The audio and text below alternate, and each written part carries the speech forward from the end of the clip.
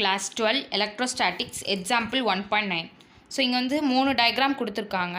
இதுலேருந்து ஒவ்வொன்றா கேட்குறாங்க. ஓகே, ஸோ இதில் வந்து மெயினாக நம்ம தெரிஞ்சிக்கக்கூடியது என்ன அப்படின்னா, எலக்ட்ரிக் ஃபீல்டு வந்து பாசிட்டிவ் டு நெகட்டிவ் டெர்மினல் போகும். அதே வந்து எலக்ட்ரிக் டைபோல் மொமெண்டம் வந்து மைனஸில் இருந்து ப்ளஸ்ஸுக்கு போகும். ஓகேயா, ஸோ இது இம்பார்ட்டன்ட் நம்ம தெரிஞ்சுக்கிற விஷயம்.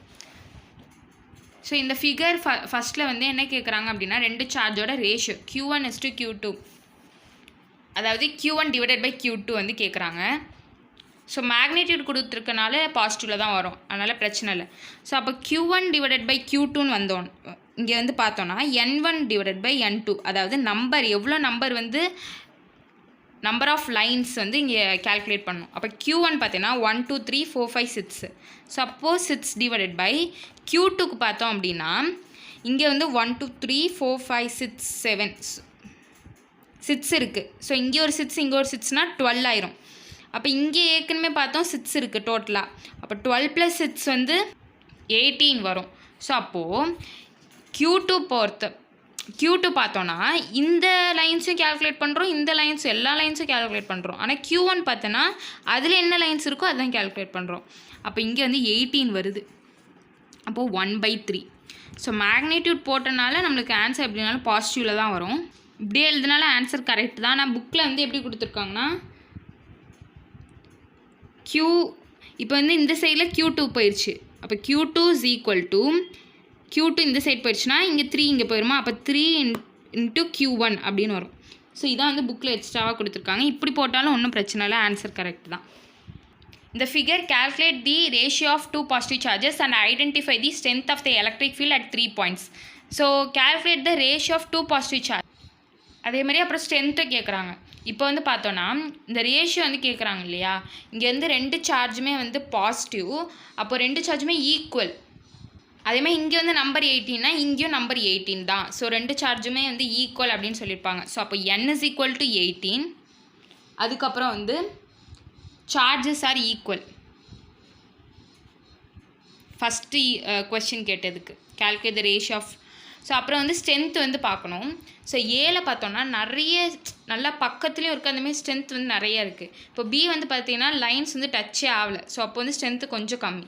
சியில் லைன்ஸே இல்லை. அப்போது ஏல தான் வந்து கிரேட்டர், அப்புறம் பிஇ, அப்புறம் தான் சி.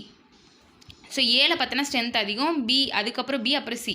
ஸோ சியில் வந்து நம்ம வந்து எலக்ட்ரிக் ஃபீல்டு வந்து 0 அப்படின்ற மாதிரி கொடுக்கணும்.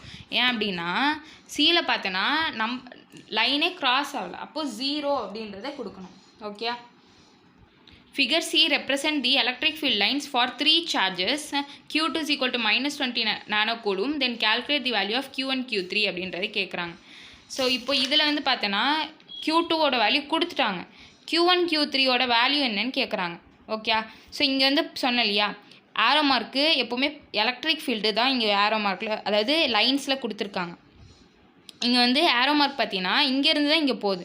அப்போ எலக்ட்ரிக் ஃபீல்டு நான் என்ன சொன்னேன், பாசிட்டிவ்ல இருந்தால் நெகட்டிவ். அப்போ இந்த Q1ம் பாசிட்டிவாக தான் இருக்கும், இதுவும் வந்து பார்த்தீங்கன்னா இங்கேருந்து தான் இங்கே போகுது. அப்போ இதுவும் பாசிட்டிவாக தான் இருக்கும். அப்போ இதோட வேல்யூஸ் நம்ம எப்போவுமே பாசிட்டிவில் தான் தரணும். இப்போ நம்ம ரேஷியோ எடுக்கலாம், Q1 Q2க்கும் Q3 Q2க்கும் எடுக்கலாம். ஸோ அப்போது Q1 டிவைடட் பை Q2 எடுத்தோம் அப்படின்னா Q1 Q2க்கு மாடுலஸ் எடுக்கணும். இப்போ Q1 பார்த்தோன்னா இங்கே 4 இங்கே 4, அப்போ 8 போட்டேன். இப்போ Q2க்கு வந்து பார்த்தீங்கன்னா இந்த சைடு 8 இந்த சைடு 8, அப்போ 16 வரும். அப்போது 1/2, 8 வந்து அது 16. அதே மாதிரி Q3க்கும் Q2க்கும் ரேஷியோ எடுக்கணும். இதுக்கும் அதே மாதிரி தான் பாரு, லைன்ஸ் அதே தான். ஸோ அப்போ இங்கேயும் வந்து 8/16 தான் வரும், 1/2.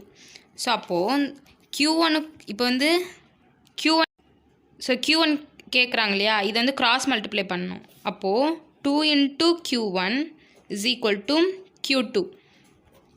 இப்போ நம்மளுக்கு Q2ஓட வேல்யூ கொடுத்துருக்காங்க, என்னது -20, அதாவது 20 தான் இங்கே வரும். அப்போ Q1 2. ஸோ இந்த 2 இந்த சைட் போச்சுன்னா இல்லைனா இப்படியே டிவைட் பண்ணிக்கோ 10. அப்போ Q1ஓட வேல்யூ என்னது 10. ஸோ Q1 Q2 நம்ம இங்கே ஈக்குவல் தானே, 1/2 தானே வருது. அப்போ Q3ஓட வேல்யூவும் 10 தான். ஸோ நானோ கூலும்னால அப்படியே போட்டுக்கோங்க நானோ கூலும் அப்படின்னு.